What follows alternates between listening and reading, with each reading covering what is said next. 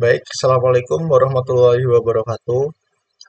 Sebelumnya terima kasih kepada Bapak Kaleb Priyanto SPDMT untuk memberikan waktunya kepada kami dalam memaparkan presentasi paper review dengan judul Pemanfaatan Serbuk Cangkang Telur dalam Komposit Polimer, yang mana kita mengambil topik analisis sifat mekanik dan potensi aplikasinya.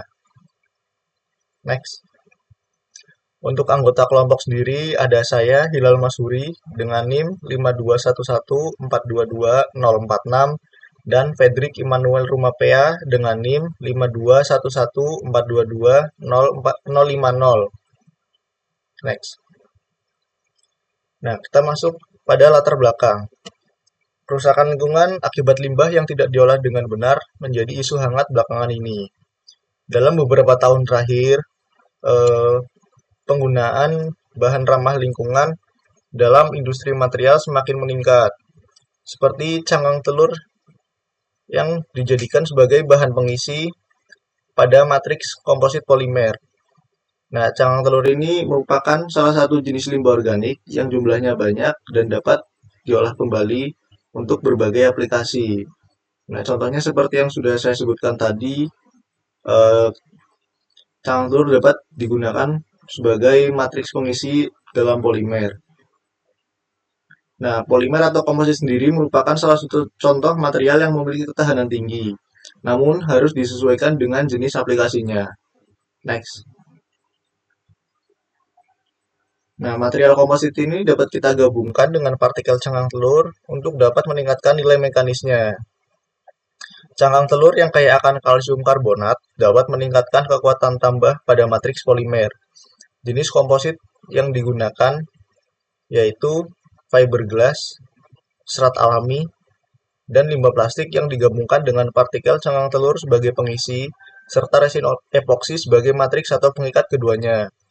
Nah, dengan membuat berbagai campuran baru dalam material komposit, dapat mengurangi kos atau biaya produksi. Berbagai pengujian dilakukan untuk mengetahui hasil uji, termasuk uji tarik, uji lentur, modulus elastisitas, dan menentukan seberapa efektif penambahan partikel cangkang telur sebagai pengisi matriks polimer tersebut. Next.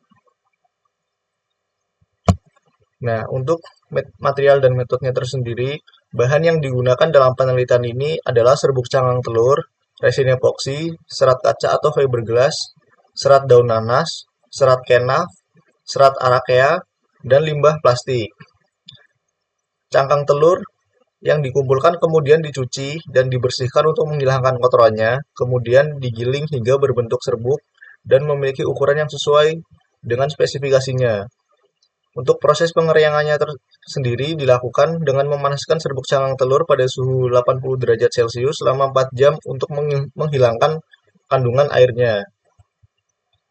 Nah, untuk cara pembuatannya sendiri, komposit polimer dibuat dengan metode hand layup, yang mana metode hand layup adalah metode sederhana yang umum digunakan dalam pembuatan komposit, terutama dalam pembuatan struktur dari fiberglass atau material FRP.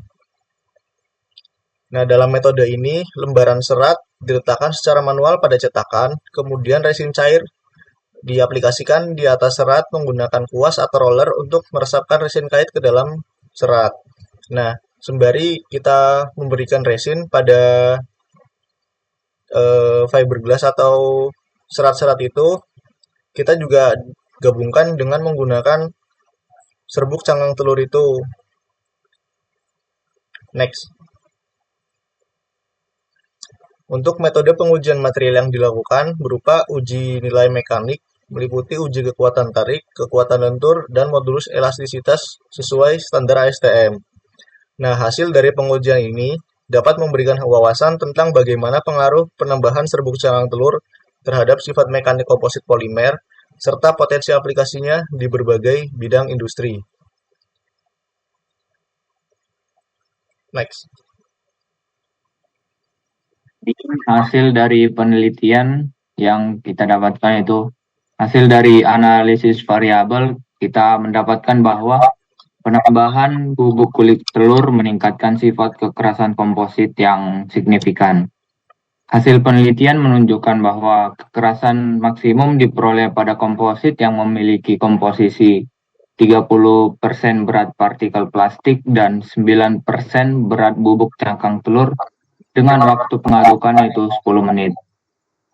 Analisis mengungkapkan bahwa bubuk cangkang telur memberikan peran terbesar dalam meningkatkan kekerasan komposit. Sementara penambahan limbah plastik berperan sekitar 20%. Model regresi menunjukkan tingkat signifikan yang baik dan menunjukkan ketahanan hasil yang diperoleh. Hubungan yang signifikan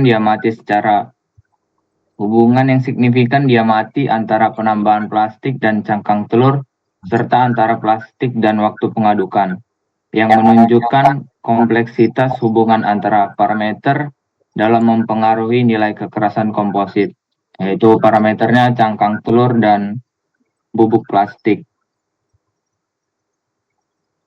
Komposisi kulit telur memainkan peran penting dalam meningkatkan kekerasan komposit.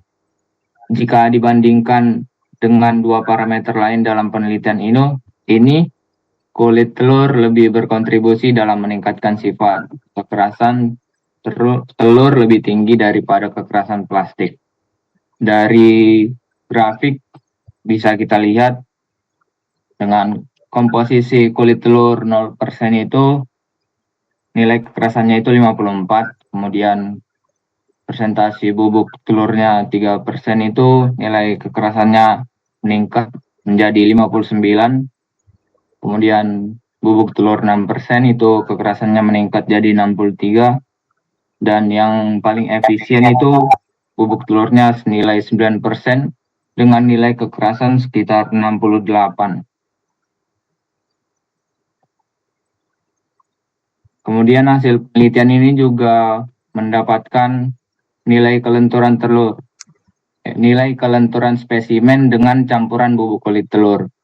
Komposit tanpa serbuk kulit telur dapat menahan tegangan lentur yang lebih rendah dibandingkan dengan komposit yang memiliki serbuk kulit telur sebagai pengisinya.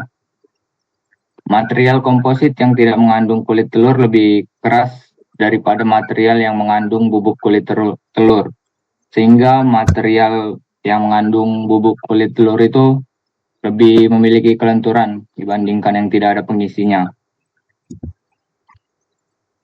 Dapat kita lihat pada grafik yang di sini, nilai penambahan bubuk kulit telur yang pertama itu tanpa bubuk kulit telur yaitu 0% kulit telur, nilai kelenturannya itu sekitar 2,95.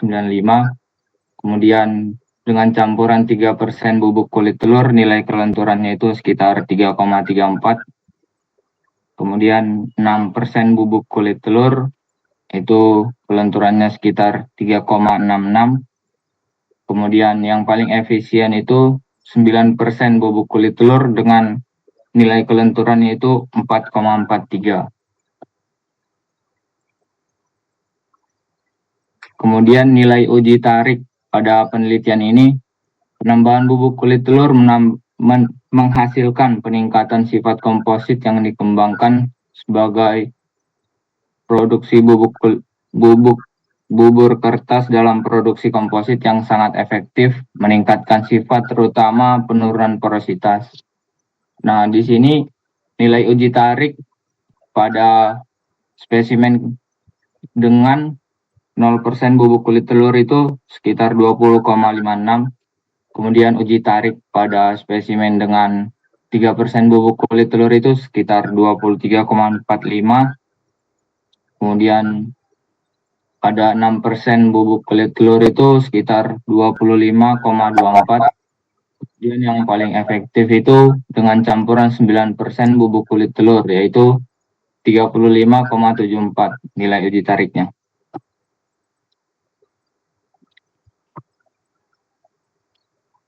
Penambahan bubuk kulit telur menghasilkan peningkatan sifat komposit yang dikembangkan.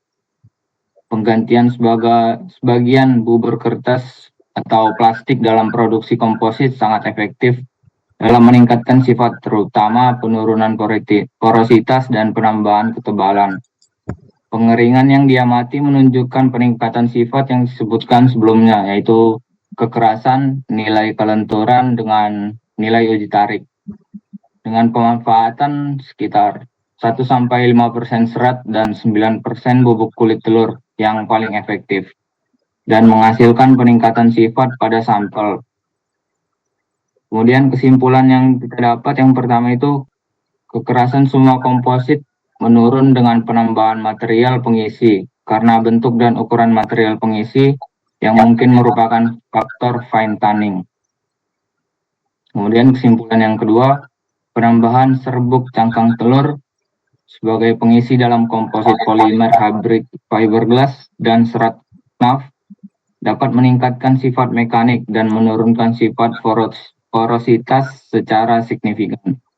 Kemudian kesimpulan yang ketiga, campuran optimal yang ditemukan pada sampel mengandung 5% berat serat dan 15% berat serat knaf dan 9% berat serbuk cangkang telur serta 71% resin epoksi itu merupakan campuran yang paling optimal pada spesimen ini. Kemudian kesimpulan selanjutnya, daya serap air dengan kandungan serat alami yang lebih tinggi harus dipertimbangkan untuk aplikasi tertentu. Dengan menggunakan bahan pengisi kulit telur, pintu komposit dapat dibuat lebih kaku dan lebih ekonomis. Sekian yang dapat kami sampaikan mengenai pemanfaatan serbuk cangkang telur dalam komposit polimer dengan analisis sifat mekanik dan potensi aplikasi. Jika ada salah kata atau kekurangan, kami meminta maaf. Sekian dan terima kasih.